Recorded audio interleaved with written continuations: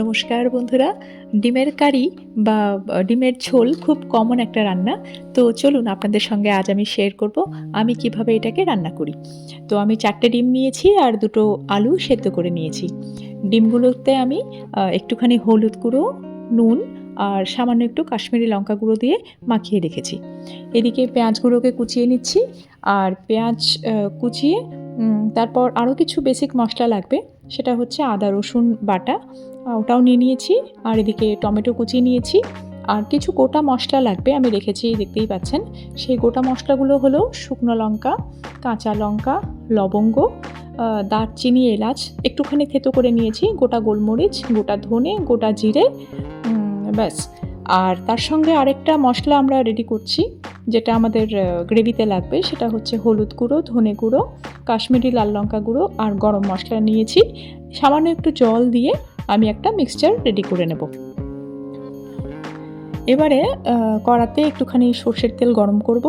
ওই তেলেই পুরো রান্নাটা হয়ে যাবে। প্রথমেই ডিমগুলোকে খুব ভালো করে ভেজে তুলে রাখবো। আর আলুগুলোকেও সামান্য একটুখানি ভেজে নেব। সামান্য একটু লাল লাল হলেই তুলে নেব। এবারে ওই একই তেলে আলু ভাজা হয়ে গেলে পেঁয়াজগুলোকে দিয়ে দেব। পেঁয়াজগুলোকে বেশ 30 থেকে 40 সেকেন্ডের মতন সামান্য একটুখানি সতে করে নেব। তারপর সামান্য একটু নুন দেব। আর এই যে গোটা মশলাগুলো যেগুলো নিয়েছিলাম, সেই গোটা মশলাগুলো দিয়ে দেব।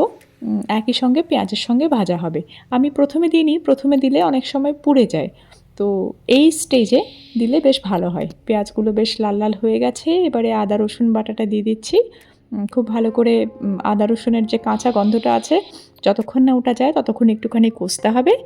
এবং তারপর টমেটো কুচি দিয়ে দিচ্ছি। টমেটো কুচি দিয়েও ভালো করে কষিয়ে তারপর সেই বাটা মশলাটা দিয়ে দিচ্ছি।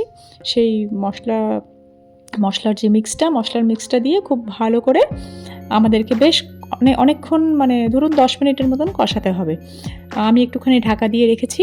তো তারপর ঢাকা খুলে দেখছি একদম তেল ছেড়ে এসছে। খুব ভালোভাবে কষানোটা হয়ে গেছে। তো আপনারা চাইলে আরও সামান্য একটু জল দিয়েও একটুখানি কষাতে পারবেন। আমি ওই যে আদা রসুন বাটার মিক্সার গ্রাইন্ডারে বেটেছিলাম, তো সেখানে যে জলটা ছিল ওই জলটুকুন দিয়ে আমি আরেকবার কষিয়ে নিচ্ছি। আর এই স্টেজে সামান্য একটু আমি চিনিও দিলাম, তাহলে স্বাদটা ভীষণ ব্যালেন্স হয়ে যায়। এই কষানোটা হয়ে গেলে বুঝবেন, যখন তেল ছেড়ে এসছে তখনই বুঝতে পারবেন কষানোটা হয়ে গেছে। তারপর ওই যে ভেজে রাখা ডিম আর আলুগুলোকে দিয়েও বেশ 5 মিনিট খুব ভালো করে এটাকে রান্নাটা করব।